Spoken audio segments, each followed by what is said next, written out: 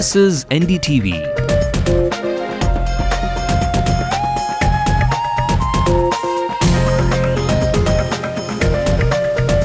And you're watching NDTV Hindu.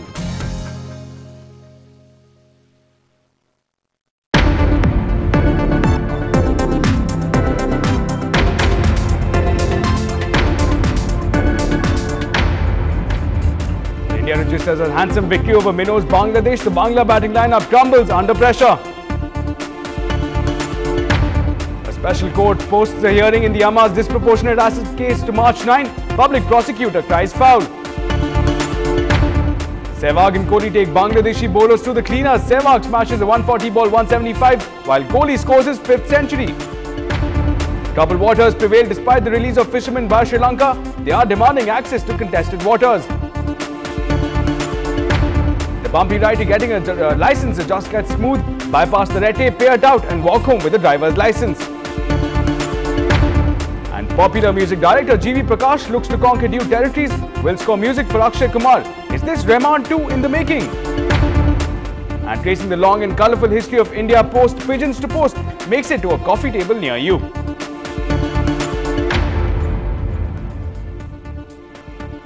A very good evening and welcome to Late Night News with me, Ashmit Kumar. Again, India is abuzz with action. That's of course after India registered that thumping victory again, a handsome victory at that. We'll bring you the details in just a bit, but first, a quick look at stories coming in from across the country. The mediators will reach Bhubaneswar today. Chief Minister Naveen Patnaik will conduct dialogue with them.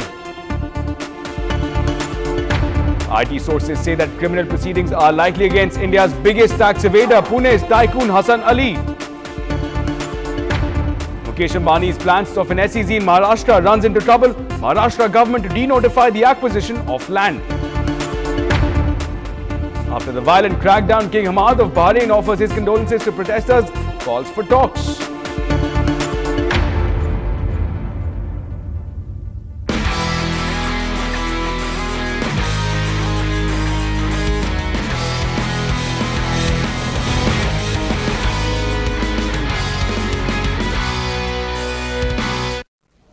All the billion people of India must be smiles right now after India registered that really thumping victory over the minnows Bangladesh, who did try to put up a fight but nonetheless failed while chasing the daunting target of 371 runs.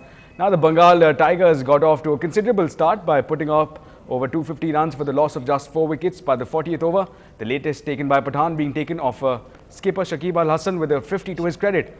Now closely followed by Mushfiqur, Zahir Khan finally posted a wicket to his name. The first wicket to be taken was that of Imrul K's bowled out by a delivery of Manaf Patel. Later, the brief partnership between Tarmim Iqbal and Junaid Siddiqui ended with the swift stumping by Dhoni to send Siddiqui home off a delivery by Harbhajan Singh. And then it was the end of Tamim Iqbal's vigil, and the others in line followed in line with the middle order and the lower order of Bangladesh falling like dominoes. Manaf Patel was the pick of the bowlers, taking four wickets, with conceding just 48 runs. That Manaf Patel brings in. That one again was full, but very Srishan conceded 24 runs. Again full. Well, our sports reporter Natasha, she has been tracking all the developments in that match and she's joining us live from the newsroom at this point. Natasha, again, a very, very positive start to India's World Cup campaign. Again, a very, very handsome victory. 87-run victory over Bangladesh. Again, what do the stats read like at this point? Well, Ashmit, an 87-run win really for India. Quite a surprise considering the fact that we all expected India definitely to take them down right from the very beginning. But of course, the top order batsmen with the Bangladesh definitely put up a very, very big fight. Of course, but for India really to put up such a score on the board, it is definitely something very hard to chase at this point, especially in the opener and with the home crowd, of course, giving them such pressure really to perform. Now, the Bangla Tigers, in terms of their batting order, did considerably well, but of course conceded to our bowlers who later on kicked in, especially with Manaf Patel taking those 4 crucial wickets, especially Tamim really, who put up that 50 and then got knocked out. But of course, over to Shakib Al Hasan, who also gave his side a bit of a sense of confidence really, but of course fell to the lack of mercy from Pathan, of course, there with that very good delivery from his side. Now overall, of course, they did definitely try their level best. The Bangla Tigers did try their level best, of course, to come to at least close to that 300 mark. But, of course, they didn't quite achieve enough at this point, Ashmit.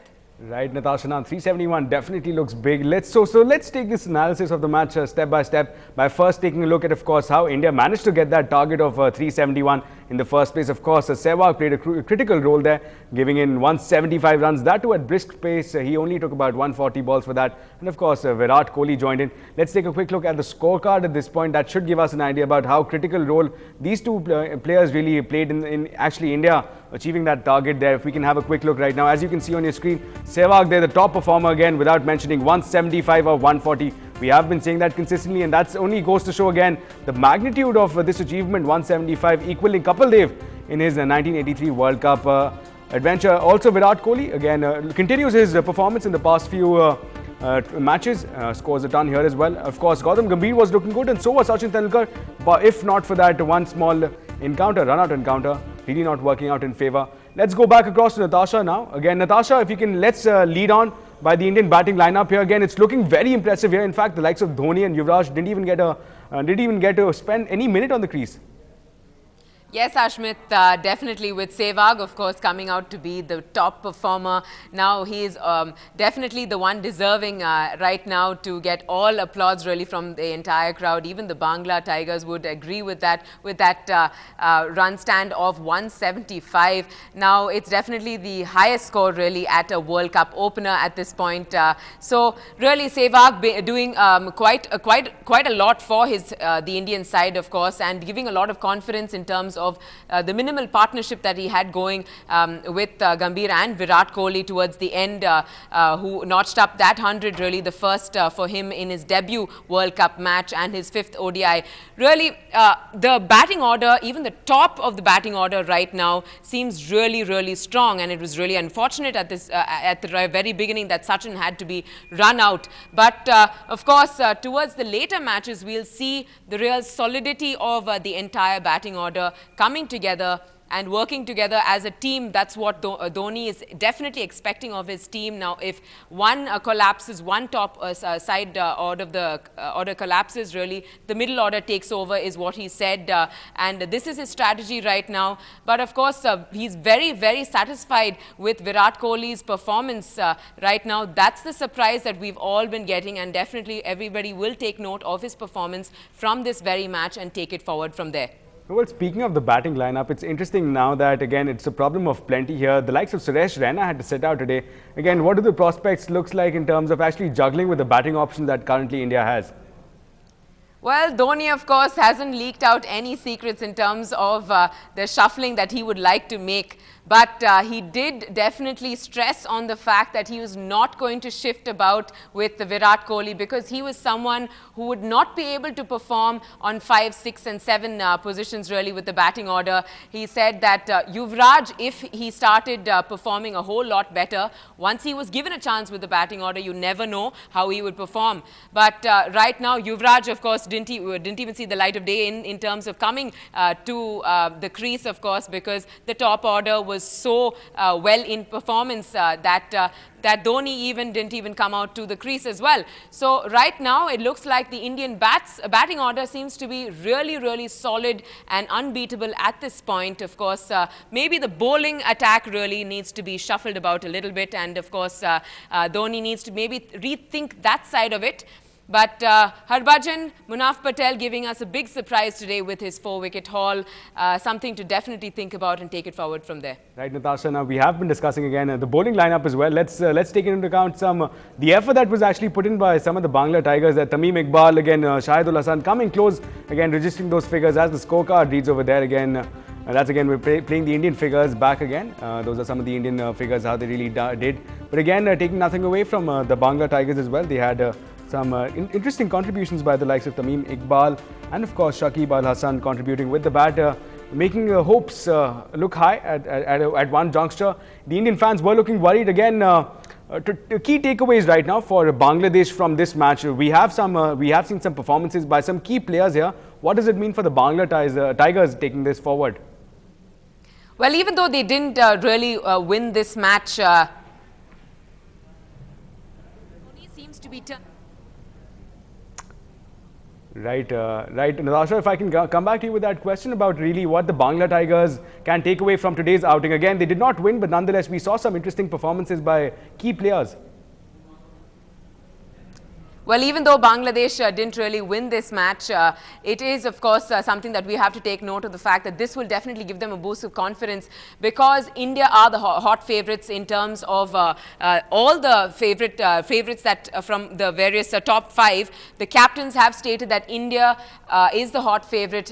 In fact, ICC had also come out to state that India would be the top, the chosen one really to win this World Cup. So for Bangladesh to put up a big fight against a host nation, a co-host nation like India, with their entire batting order and their bowling order so intact and so solid that they were able to push them and only come low as 87 runs below India's score of 370. So it's quite of a boost of confidence really for Bangladesh as they go into the World Cup, and their performance so far has been quite a surprise, and they will definitely take it forward in terms of a positive note that they will utilize and learn from their mistakes, is what many experts really believe at this point. Right, Natasha, thanks a lot for joining us with all those details and insights. Again, a positive day for India, especially again registering that thumping victory over Bangladesh minnows, but nonetheless victory which did see the likes of Kohli and Sehwag deliver the goods. And speaking of these two key components here, Sehwag and Kohli, India got off to a great start in the big opening game versus the Bangla Tigers. The top of the batting order certainly pulled through with again a score of 370 runs on the scoreboard for the loss of only just 4 wickets, and the highest score in any World Cup opener. Sehwag's 175 and young Virat Kohli's one ton certainly proved his worth in the team.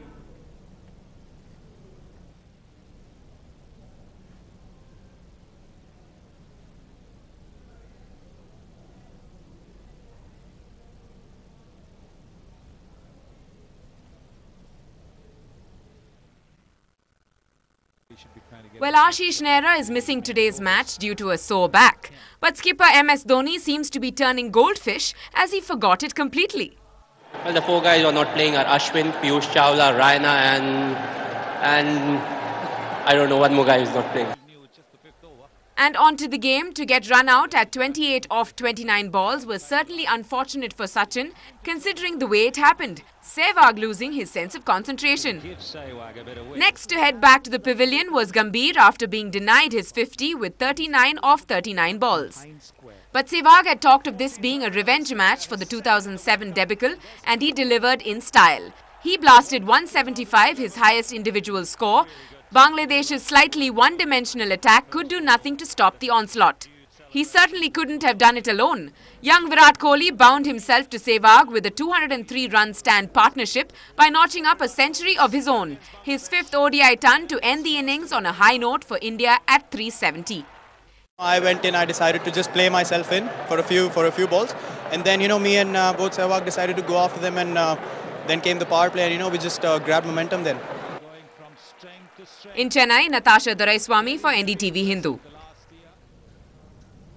And while switching our attention to some action from the political spectrum and the latest from the disproportionate assets case involving the leader of the opposition, Jayalalitha, a special court has scheduled the next hearing for March 9th. The special court Judge B.M. Mallikarunjanai posted the case to March 9th for recording the statements of the accused. Now, earlier, he had allowed the defense counsel to find the corrected translated version of the 17 witnesses.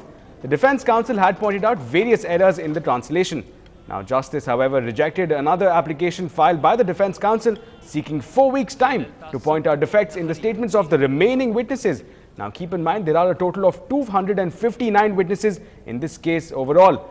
Now, meanwhile, the assistant public prosecutor Sandeep Chowda alleged that these applications were merely delaying tactics being employed by the defense counsel.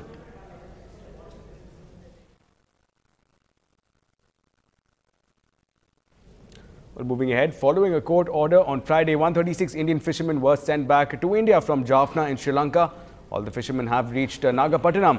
After their arrest on charges of fishing in Sri Lankan waters, 2 local courts in Jaffna remanded the fishermen in 14 days judicial custody and sent them to jail.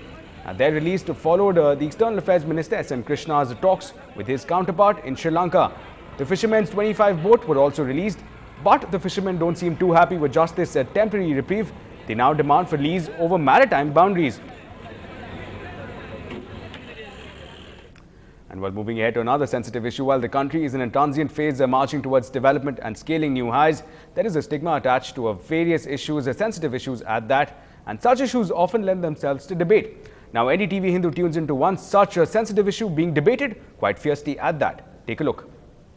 It becomes a public demand for attention, and that you will be there for them. We feel lost and disconnected if we cannot get on Facebook. It's a good tool for political mobilization. I wouldn't say kissing, because that's too advanced for India. And norms of society change based on the society and the time period we exist in. But exhibitionism is indeed embarrassing.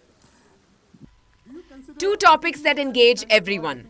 But what do those at the epicenter of these controversies, the real stakeholders, feel? Public display of affection, individuals' right or neighbors' embarrassment, and Facebook, addiction or networking tool. The cream of Chennai's college debaters, 15 teams to be precise, trained their guns at each other at the landmark debate. It's the first of a series of intercollegiate debates in the city. I mean, I can say I perfectly... It should not be allowed. If there is a law... If we were somewhere else, if PTA is allowed, why wouldn't you just swoop in and kiss her? There are certain times and certain places where it's absolutely uncalled for. Facebook is so addictive. It's like an online utopia for people. It is also a very successful medium for raising funds for charitable institutions and obtaining sponsorships. I just meant that Quibbling with words on stage didn't suffice. The speakers were put in the dock by the moderator and judges drawn from relevant fields. Not to speak of intense grilling by the receptive audience. Predictably, the debate had its share of wit and wisecracks. This is something that has actually... We see a lot of entertainment-related program these days, but it's a very, innovative and a proactive ways towards getting intellectual concept. Both their courage of convictions and their frankness and the new ideas they come up with, I love to be a part of it. It's fantastic to have a platform outside of colleges where students can come in and really take that competitive nature. Now we have decided to go into a competitive mode to get the youngsters of this generation to express their views on various topics that are relevant to them. In public. It may be a sobering thought, but the next time you are tempted to exchange kisses with your girlfriend or boyfriend in public, remember, in Chennai, such an act could set off a debate. In Chennai with Sri Prapanch, Natasha for NDTV Hindu. While moving ahead, G20 nations are gearing up to tackle black money, but will the finance ministers of the biggest economies actually deliver? We'll tell you on the other side.